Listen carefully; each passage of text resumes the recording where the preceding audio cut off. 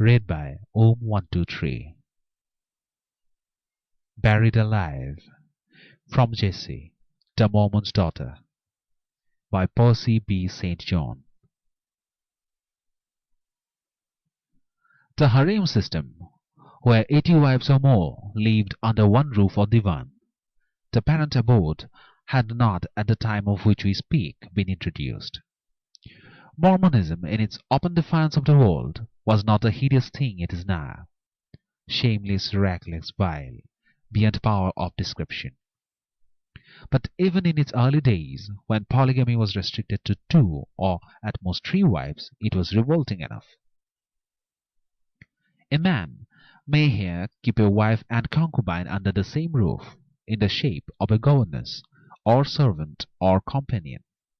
But the woman knows it not, or even if she suspects it, and for her own dignity's sake, or the happiness of her children, declines to make a scandal of it. At least, she avows it not. Let us enter Dawes Creek, and see the picture it represents. It was a village of about 30 houses and tents, built without much regularity, but the doors always looking towards a common centre. There was always an affectation of Arcadian and patriarchal simplicity about the Mormons, which seems as suitable as might be with a congregated mass of London pickpockets and streetwalkers. In the centre were held the games, chancing, wrestling, running, and such like. There were several empty houses, which had belonged to Mormons, who had been forwarded to the upper settlement as they were ready. It was now 8 o'clock. Once again the altar of the false prophet had been erected to go through the blasphemous mockery of a marriage. All the chiefs of the Mormon camp were assembled, and all the most contented of the women. Walter de Vere was dressed out in a brave array. He had contrived to curb his drunken propensities for once, and stood on one side of the altar calm, collected, but very pale. Sarah Paulding was ghastly. Everybody whispered that they had never seen so unheardly beautiful a pair. Both had a strange gleam in their eyes, which was, to a keen observer, perfectly satanic. Nobody could make out to see them whether they were being united by great hate or very great love. They stood about 2 feet asunder. One of the Mormon elders took up the prayer book and began to read his impressive form of solemnization of matrimony. He turned to Walter de Vere and asked him the usual question. Yes, was the reply. Wilt thou, continued the impostor priest, have this man to be thy wedded husband, to live together after God's ordinance in the holy state of matrimony?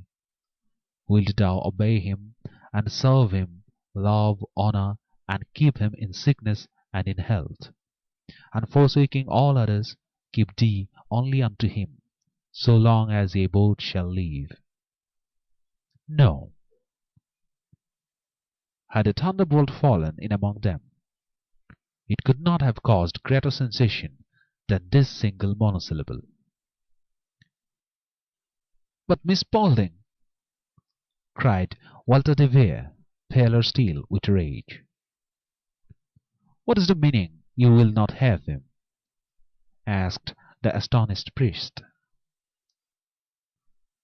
False and outcast minister of God, she said, do you think I, the daughter of a real servant of the Lord, would wed a forger and thief who has already dragged 2 wretched beings into the mire? Walter de Vere fell back as if stunned. The blow was so fearfully sudden, the charge so unexpected, terrible, yet true. Who has been calumniating me? He cried, amidst the suppressed jeers of his companions. They had all paid their bets. His discomfiture was amusing, but there were serious interests at stake, and to this it behoved them all first to look. "No one here has said a word about you, except in your favor," replied Sarah, standing cool, collected, and firm amid the excited mob. "But what I say I know to be true, Mr. Walter de Vere, alias Mr. William Hicks, for whose apprehension I saw many bills about when I was last in England." "By heavens, woman!" cried de Vere, alias Hicks, savagely, "whether you like it or not, you shall be my wife. No one shall brave me with impunity." "Proceed," said one of the elders. "You dare not," cried Sarah. "You dare not violate the liberty of a poor woman.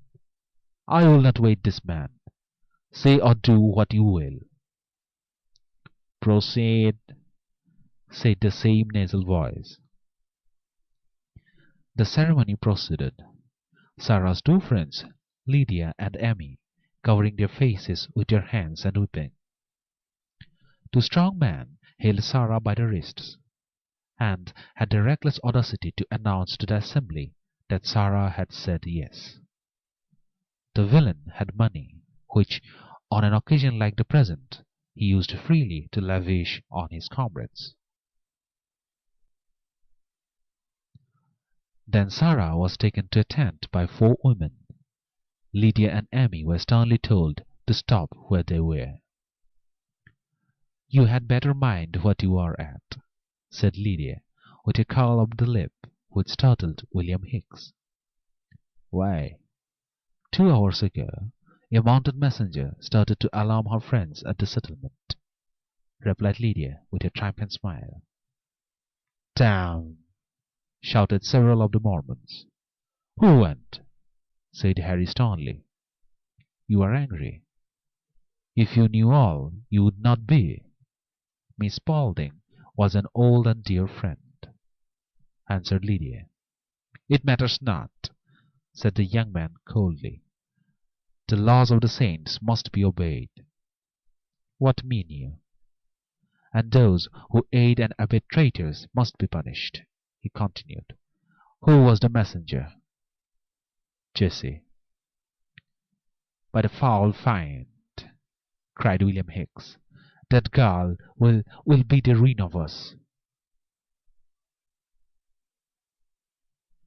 Phineas Bristow, an elder who hitherto had not said one word, groaned aloud.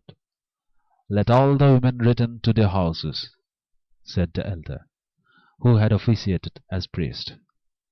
"The saints will enter into deliberation." The women shuddered and obeyed. There was something in the tone of the man which terrified them. William Hicks hastened to the nuptial tent, turned out the women, and remained alone with his so-called wife. She was seated on a box. "But, dearest lady," he began in husky and constrained tones, "what is the meaning of this change?" Silence. "After all that passed this morning," he continued, in his old seductive tones, "surely you cannot forgive all that was understood." "You are a Mormon. Well, answer me." "I do, for convenience sake, take that name in order to travel with the tribe." "You have 2 other wives." "Well, according to the ideas of the saint I have, but in my own idea I have only one wife, and that is you, my own dear darling." "You are William Hicks, the forger and embezzler, the man who would, if caught, suffer at the Old Bailey," she continued.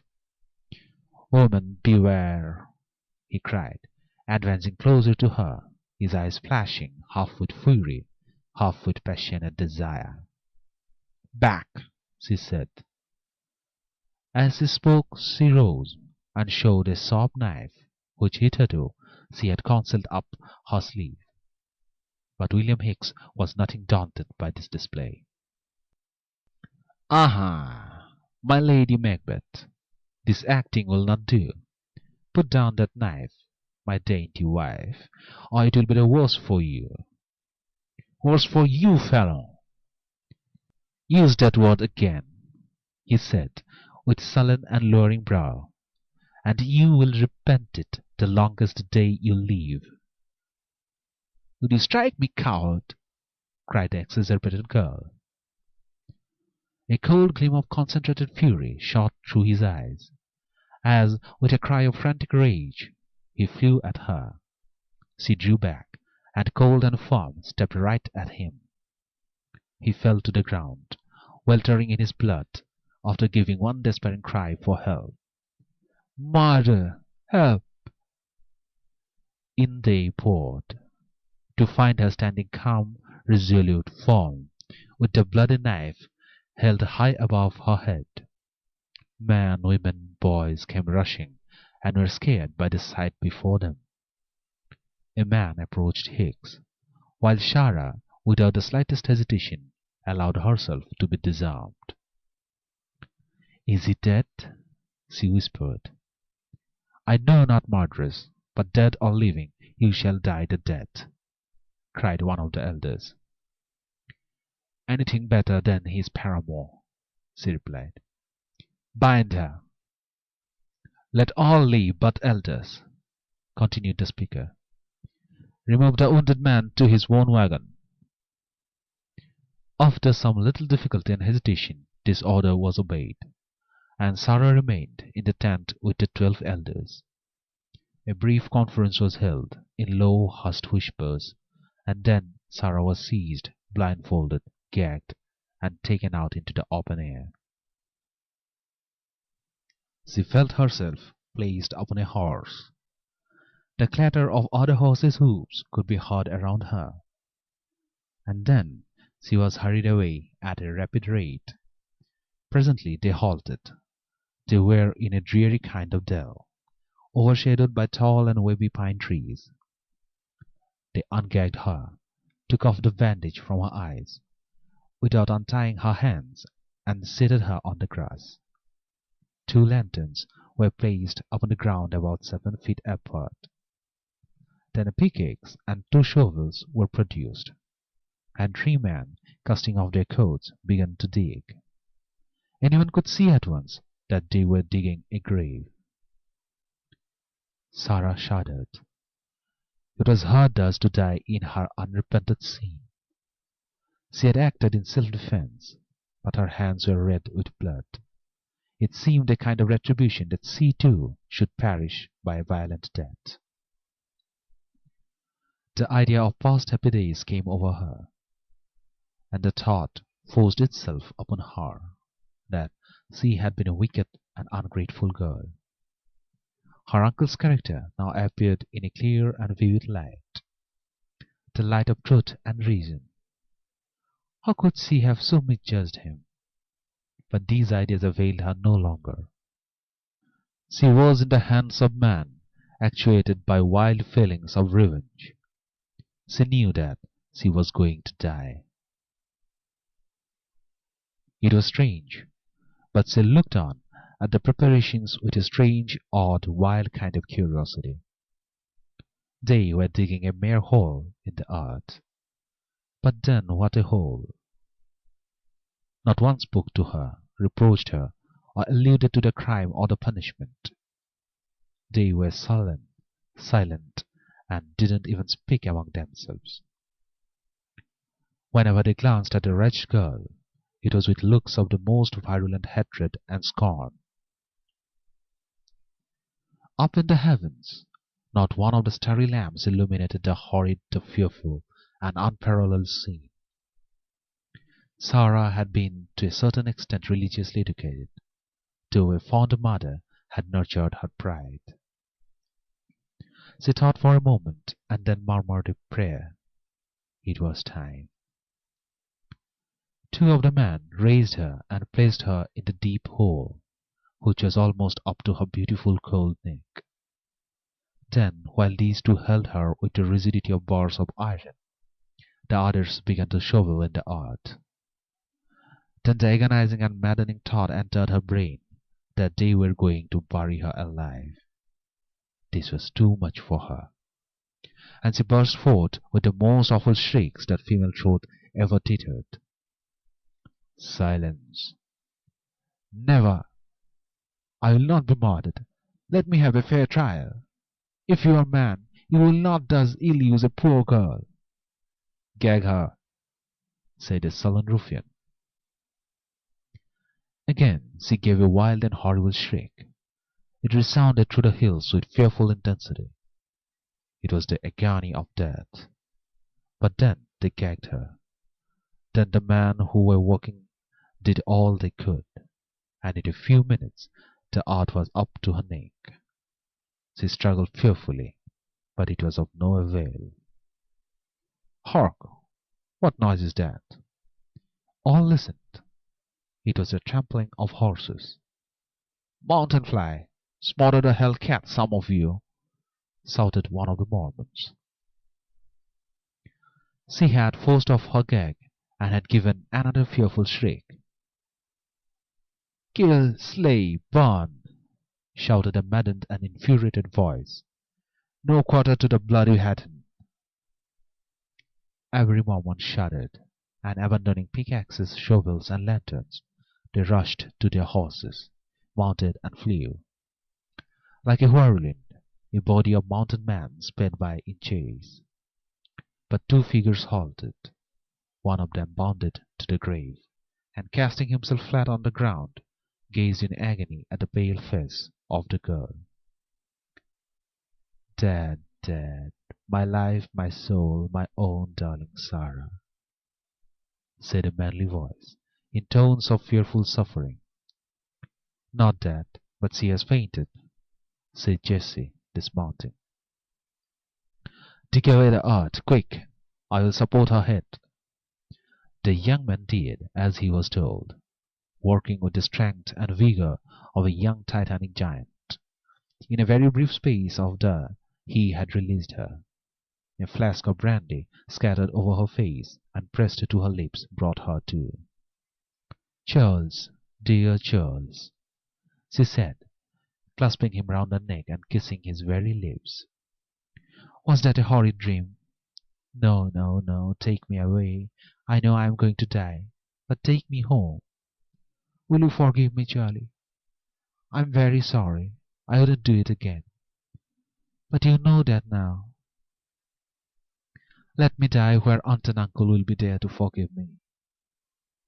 I couldn't help it. He wanted to marry me. Here, I killed him.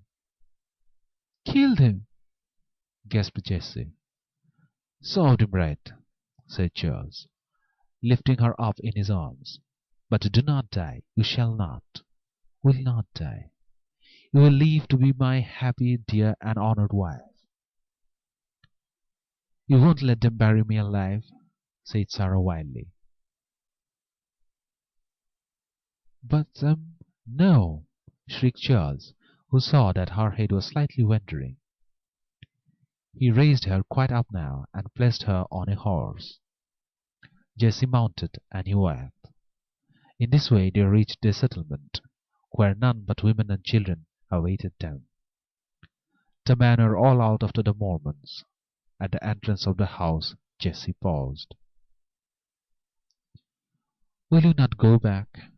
Said Charles anxiously. I must. But not directly. Step and see how she is. Besides, if the people muster strong enough, not a Mormon will leave the country alive.